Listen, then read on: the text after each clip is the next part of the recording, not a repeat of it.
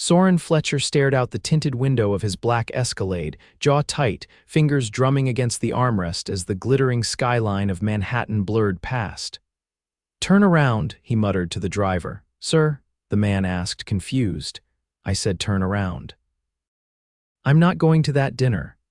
"But Mr. Fletcher, I don't care what my father says. He wants to sell me off to the Chan family like I'm a pawn. I'm out."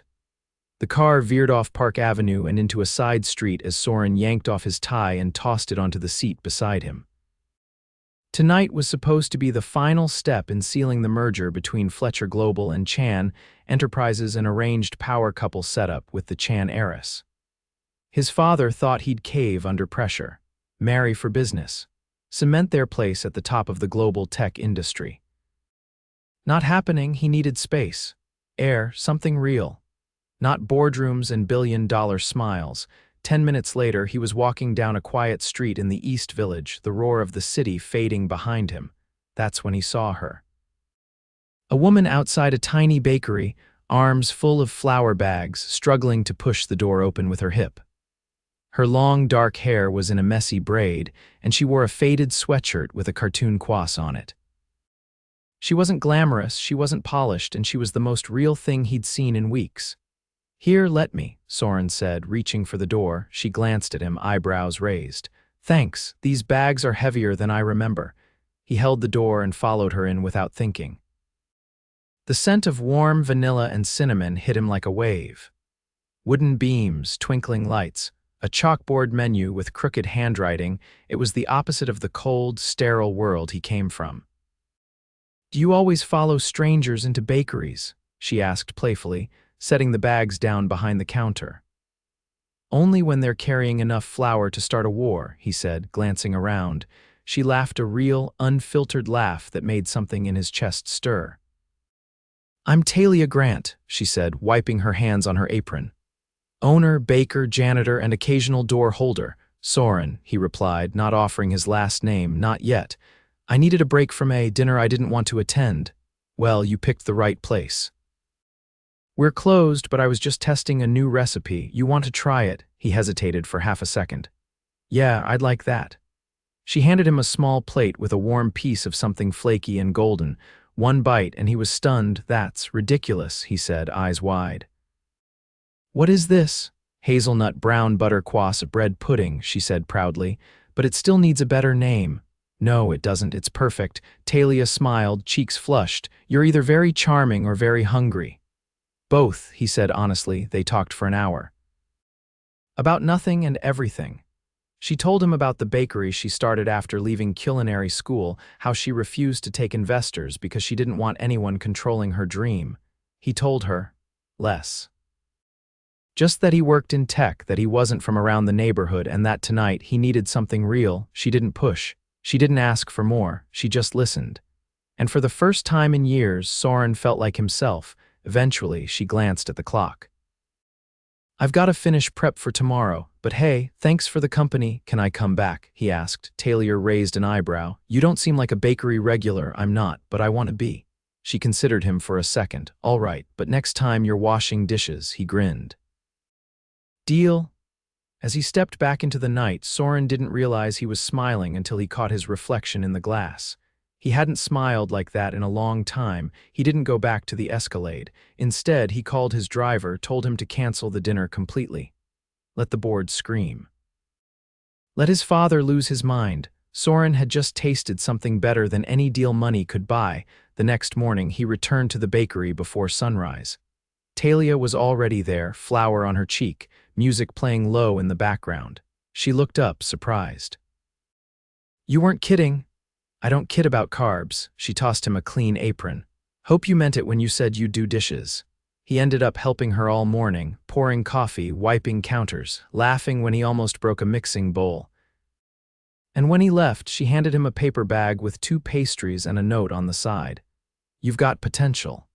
He kept that bag. The next few days became routine. He'd show up early, help her, and disappear before the lunch rush. She never asked why, she never pushed. But by the end of the week, she did ask one thing. "So, what's your last name?" Soren hesitated, then sighed. "Fletcher." Talia blinked. As in Fletcher Global? Yeah, her eyes narrowed. You're a billionaire, I'm a man who wanted to escape a business deal. That's how I found you. She didn't say anything for a moment. Then, okay, you're still doing the dishes tomorrow, he laughed. All right. But that night, lying in his penthouse with floor-to-ceiling windows and a view of the world, Soren realized something terrifying. He didn't want to go back to that world, he just wanted her. Talia leaned against the back counter, arms dusted in cocoa powder as she eyed Soren's unsteady attempt at piping cream into a pastry shell. That's unfortunate, she said, watching the cream burst out the side and splatter across the tray. It had structural integrity issues, Soren said, dropping the piping bag with exaggerated defeat. She grinned, handing him a damp cloth. You owe me a clean tray and at least 2 usable eclairs. You'll get your eclairs, eventually. Talia grabbed another chilled batch from the fridge and set it on the counter. So when are you going back to saving the world with your tech empire? I'm not, he said, wiping his hands. I took a leave, she paused. Like a sabbatical? More like a refusal, he said, glancing at her. I walked out on a merger my father's been grooming me for since I was 19. I told him I needed space to reevaluate company priorities. Talia arched a brow.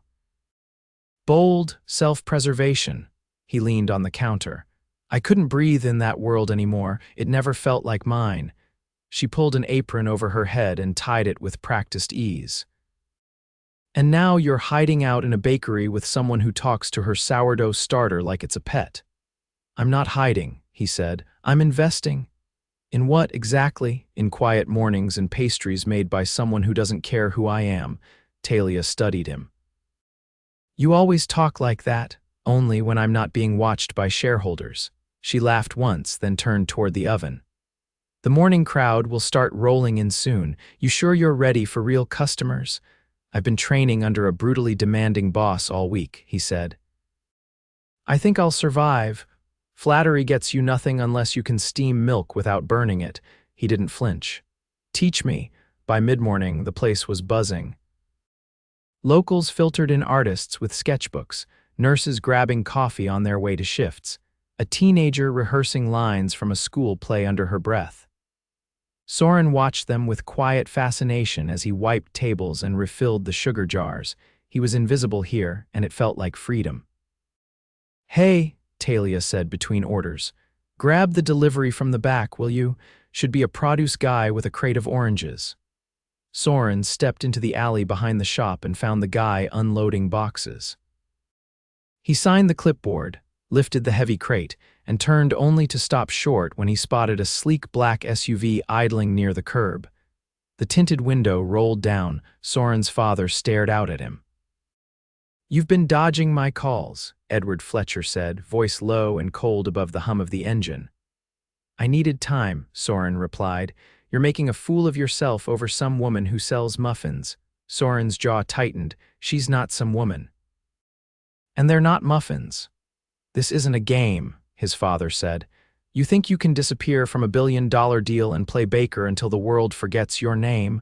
I'm not disappearing, Soren said. I'm choosing something that doesn't feel like suffocation. You think this girl is going to fix you? Soren set the crate down carefully. She's not a fix. She's the first thing that's made sense in a long time. Edward leaned forward. This won't end the way you want it to. You'll walk away from that bakery when the novelty wears off. You always do. Soren didn't answer. He lifted the crate and walked back inside without looking back. When he returned, Talia was tying a ribbon around a small white box. You okay? He set the crate down gently. Family stuff, she nodded once, not pushing. There's a guy out front asking for you, he blinked. Here, she shrugged, said he's your friend. Looked like he walked out of a GQ cover shoot. Soren stepped into the front and found Cole Mercer waiting by the pastry case, looking painfully out of place in a navy suit and polished shoes. Well, this is different, Cole said, eyeing the chalkboard menu. Are you in some kind of witness protection situation I should know about? Soren grabbed his arm and dragged him into the alley. Why are you here? Because I got a call from the board this morning. They think you've lost your mind. You walked out in the middle of $1 billion negotiation and dropped off the grid. You're baking. She's not just anyone, Cole. Cole crossed his arms. You're in love with her. Soren opened his mouth, closed it. I don't know what this is yet. But it's the only thing in my life that doesn't feel like a performance. Cole studied him. You're not the type to leave things unfinished. I'm not leaving, Soren said. I'm pausing. You don't get to pause when you're running a company that employs 20,000 people. Soren exhaled. Is that all we are now? Numbers on a payroll? Cole didn't answer. Tell them I'll be back when I know what I want. Until then, they can manage without me. You get one shot at disappearing before they replace you. Soren's voice was quiet. Then maybe I'm replaceable? Cole looked at him for a long time before heading back toward the street. You're either about to ruin your legacy or rewrite it. Soren didn't respond. That night, the bakery closed early. Talia invited him to the rooftop above her apartment, a narrow space with string lights, 2 mismatched chairs, and a view of the bridge in the distance. She handed him a mug of tea and sat across from him, knees pulled up. You were quiet all afternoon. I saw my father. Ah, he thinks I'm wasting my life. Talia sipped her tea. Are you? He looked at her, the wind tugging at her braid, the city glowing behind her like a stage lit just for this moment. No, he said softly. This is the first time I've felt like I'm actually living it. The first sign that things were shifting came on a Thursday morning, when a man in a crisp linen blazer stepped into the bakery carrying a bouquet of rare white peonies and a business card sealed in gold foil. Talia blinked at him from behind the register. Can I help you? I'm looking for Mr. Soren Fletcher. He's not here, she said, eyeing the flowers. And this isn't the kind of place that accepts deliveries like that. The man hesitated, then offered the bouquet. It's from Miss Vivian Chan. She asked me to deliver it personally. Talia didn't reach for the flowers. Tell her he already made his choice. The man's jaw twitched. I'll let her know. As soon as he was gone, she retreated to the back kitchen, her hands moving faster than usual as she kneaded dough. She didn't like how her pulse had jumped at the name. Didn't like that someone out there still thought Soren belonged in that glittering, silent world. By the time he walked in an hour later, hair tousled from the wind, she'd already shoved the peonies into the trash. You got a visitor, she said, not looking at him. He leaned on the stainless steel table. Vivian, you could have warned me your almost fiancé sends scouts with flowers. They're not together anymore, he said quietly. Never really were. It was arranged. You still never told me how far it got, she said, dusting flour off her palms. He hesitated. We were supposed to announce an engagement at a gala. I walked out before the champagne hit the glasses. Talia frowned. And your family wants nothing to do with me until I come to my senses. She met his eyes then. I'm not going to compete with a dynasty. You're not, he said. You're the reason I walked away from all of it. Her breath caught, frustration flickering behind her gaze. That's not romantic, Soren, that's pressure. He took a step back, stunned. That's not what I meant. You can't lay the weight of your rebellion on me like I'm the reward for doing the right thing, she said, crossing her arms. I didn't ask to be your escape plan. He ran a hand over his face. You're not. You're the reason I remembered who I was before all of it. Talia's voice was softer now. Then start acting like it. That night, Soren didn't come back, not the next morning either. By the second day, she told herself it didn't matter. She had batter to prep, invoices to send, and a double batch of custard to test. But the silence was louder than she expected. Meanwhile, Soren stood in the middle of his office for the first time in nearly 2 weeks. It was still exactly as he'd left it, sleek lines, glass walls, a skyline that stretched forever, but it felt hollow. Cole leaned against the desk, arms folded. She's not wrong, you know, Cole said. I didn't ask for your opinion. You didn't have to. You're here instead of with her. Soren stared out the window. I needed to know if this life still fit. And he turned. It doesn't, not even a little. Cole uncrossed his arms. Then why are you here? I thought maybe if I could make it work here again, I could bring her into it. Make both parts of my world fit. She doesn't want to be part of this world. I know, he said, and I think that's what scares me. Cole paused. You love her, Soren nodded once. Enough to be terrified that I'll ruin it. Cole stood. Then stop waiting for permission to choose her. Back at the bakery, the day wore on with a dull ache under Talia's ribs. She was scraping out the last of the ganache when the front bell chimed. She wiped her hands and stepped into the front, expecting a late customer, but it wasn't. Soren stood there, wearing jeans and a charcoal jacket that still somehow belonged on a magazine cover. In his hands, he held a small wooden box. "I know I left," he said before she could speak, "and I know you didn't expect me back." Talia folded her arms. "I didn't say that." "You didn't have to," he said. "I let my fear of doing this wrong make me disappear. I thought if I could fix the other parts of my life, I could bring you into it like some accessory." She raised an eyebrow. "You're not exactly selling yourself here." He opened the box and turned it toward her. Inside was a single antique key on a silk ribbon. "This used to belong to my mother's cottage in the Hudson Valley. It's been empty for years. I had it cleaned up, stocked. The kitchen's yours now if you want it. No investors, no schedule, just space." She stared at the key. "You're giving me a house. I'm giving you a place to dream," he said, "because I know what it's like to need one." Talia looked up at him. "You don't even know if I'd leave the city."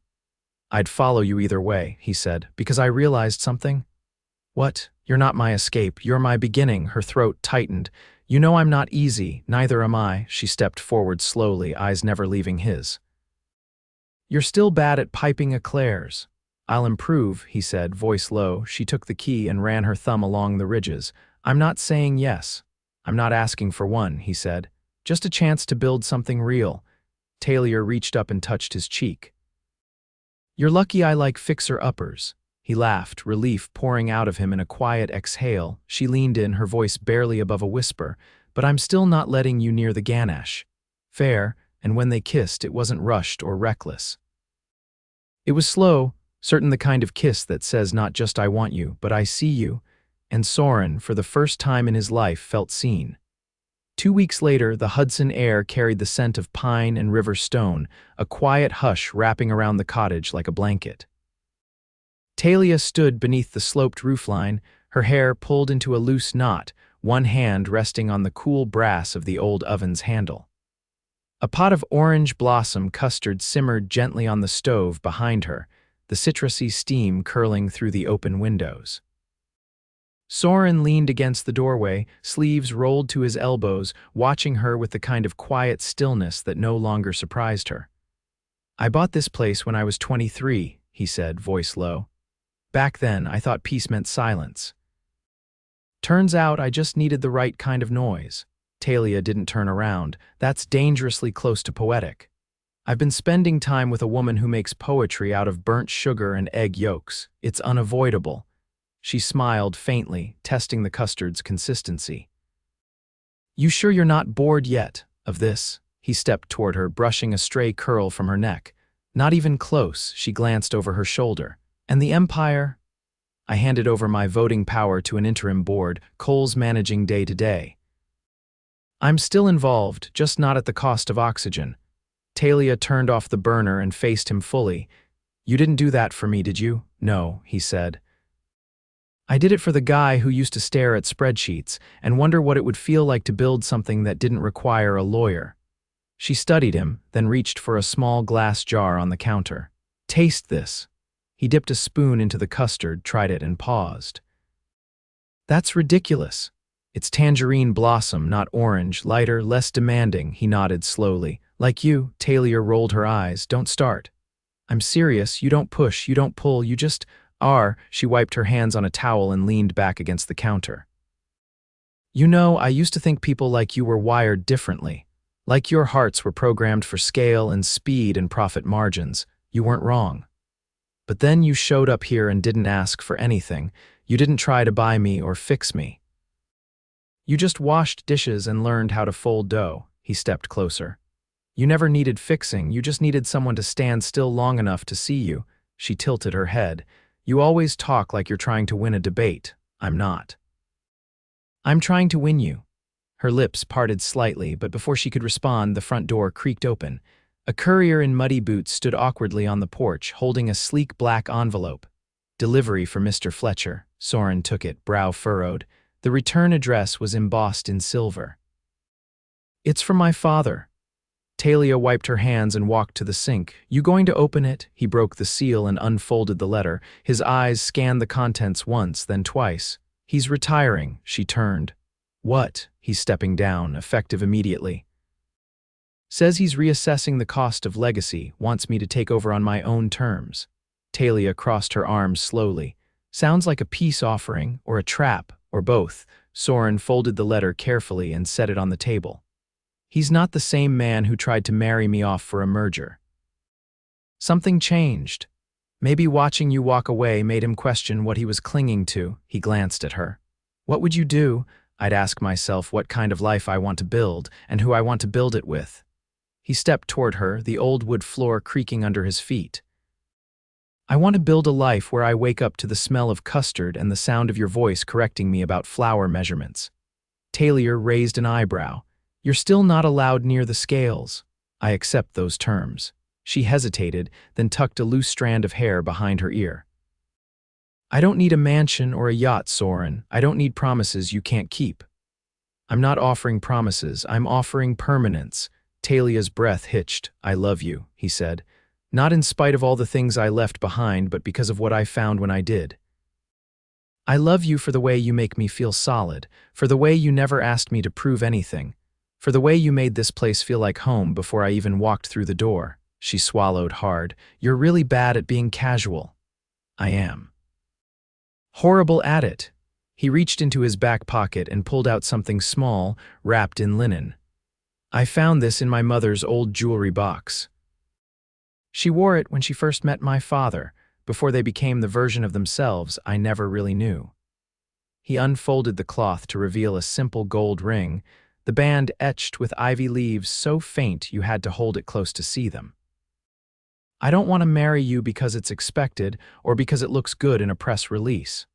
I want to marry you because this us is the first thing I've ever built that doesn't need polishing. Talia stared at the ring, blinking fast. You're asking me here. In the kitchen, I thought about a rooftop or a castle or a private island, he said, but I kept coming back to this room. The first time I saw you, you were covered in flour and elbowing the oven door open, and I remember thinking that's what real looks like. She didn't answer at first. She just stared at him, her face unreadable, then she walked around the counter, took the ring gently from his hand and slid it onto her finger. It fits, she whispered. Soren exhaled, a sound that cracked somewhere in the center. She looked up at him, eyes shining.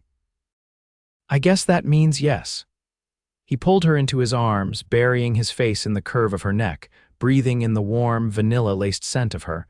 Outside, the wind rustled the trees, and the kitchen light flickered as the sun dipped behind the hills. Later that week, they invited a handful of friends Cole included to a ceremony beneath the birch trees behind the cottage.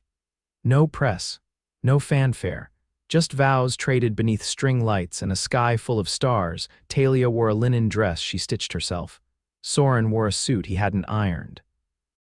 They danced barefoot on the grass, laughing as the record player skipped over a slow song, and when he whispered something into her ear just before midnight, she laughed so hard she cried.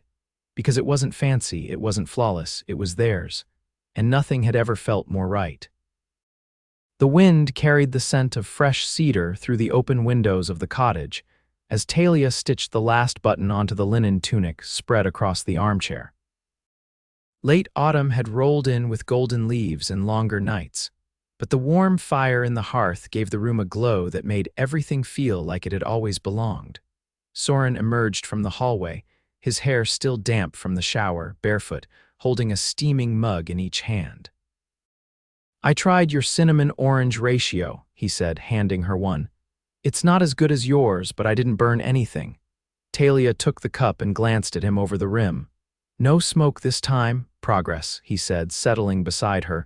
She leaned into him without hesitation. You're getting dangerous in a kitchen. I might have to start charging you rent. I bought you this house. You bought the deed. I turned it into something worth living in. He looked down at her, the firelight catching the edge of her ring. You're not wrong. Outside, a soft knock drew both their attention. Soren stood, opened the door, and found Cole standing on the porch in a wool coat, holding a box wrapped in brown paper. I brought a peace offering, Cole said, and a warning. Talia took the package while Soren stepped aside. You came all the way up here to warn us. The board's throwing a gala, big public reshuffle. They're announcing your father's full retirement and they want you there to close the loop. Soren narrowed his eyes. I already stepped down. They don't want you back, not officially. But they want the optics, a symbolic handshake, legacy passed cleanly. Talia opened the box and pulled out a stack of envelopes. What are these? Invites, Cole said. One for you too. Talia flipped one over. My name's on it. We've had reporters sniffing around, Cole replied. They know Soren's married. They want to see you, Soren stiffened. She's not a prop. No one's asking her to be, Cole said, but if you don't show, they'll write their own version, and you know how that goes. Talia looked between them. It's one night, one night. You show your face, make a toast, and disappear. Soren turned to her. We don't have to do this. She set the box on the table. I know, he watched her, waiting. I'll go, she said. But I'm not wearing anything with sequins. That Friday, they arrived at the gala in a vintage Navy car Soren borrowed from a collector in Cold Spring. Talia stepped out wearing a midnight blue jumpsuit with a structured collar and no jewelry except for her wedding ring. Her hair was swept up, face bare except for a bold red lip she applied in the car with the help of the rearview mirror. The moment they entered, the room shifted. Heads turned. Conversations paused. Soren didn't flinch. He kept her hand in his and guided her through the ballroom with quiet certainty. Vivian Chan approached first, wearing a silver gown and an expression that was almost kind. You look grounded, she said to Soren. He inclined his head. I am, Vivian turned to Talia. You're braver than I would have been, showing up here. I came for the open bar, Talia said. Vivian gave a short laugh. I like her. The rest of the evening unfolded like a performance neither of them had rehearsed. Soren gave a brief toast thanking his father for his years of service, acknowledged the company's future under new guidance, and offered a single sentence that made every camera flash. I'm exactly where I'm supposed to be. Afterward, as the crowd mingled and music drifted through the chandeliers, Talia stepped out onto the balcony to breathe. The city spread before her, glittering and endless. A woman in her 60s approached, wearing a brooch the size of a plum and a sleek black dress. I remember when your husband was just a boy hiding under the table at board meetings, she said. Talia raised an eyebrow. Sounds about right. He always seemed like he was searching for something else. Now he looks like he found it. Talia turned toward the ballroom. Through the glass, she could see Soren talking with a group of executives, but his eyes were already looking for her. I think he did, she said. Back home, the night air was cold enough that they lit the fireplace again. Talia slipped out of her heels and curled up on the couch with her legs tucked under her, still in her jumpsuit. Soren poured 2 glasses of wine and handed her one. You handled that like a queen. I didn't throw anything. That feels like a win. He sat beside her, pulling a wool blanket over their legs. Thank you. For what? For walking back into a world I tried to leave. You didn't go back, she said. You faced it. That's different. He kissed her shoulder, resting his forehead there for a second. We should do something ridiculous tomorrow. Like what? Bake something we've never even attempted. Something cursed by French culinary standards. Talia grinned. You're finally ready for soufflé. I'm ready for anything, as long as it's with you. She took his hand and laced their fingers together. Then let's fail gloriously. Months later, the cottage kitchen was filled with friends and laughter. They'd opened a weekend workshop series, Talia teaching hands on pastry classes while Soren handled logistics, class registrations, and very carefully avoided touching the dough. They kept their lives quiet but full. Her baking had a waitlist. His consulting firm, run remotely, gave him the freedom to stay grounded. They traveled sometimes never for show, always for inspiration. One spring morning, Talia turned to him while they were kneading dough side by side. I've been thinking. Dangerous, he said.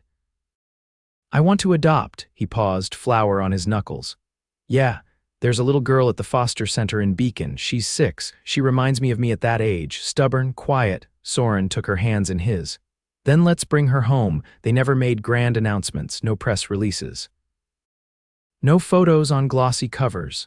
But in that kitchen, With the scent of lavender scones in the air and a child's laughter echoing down the hallway, they built a life that didn't need to be seen to be extraordinary, and it was. Every single day.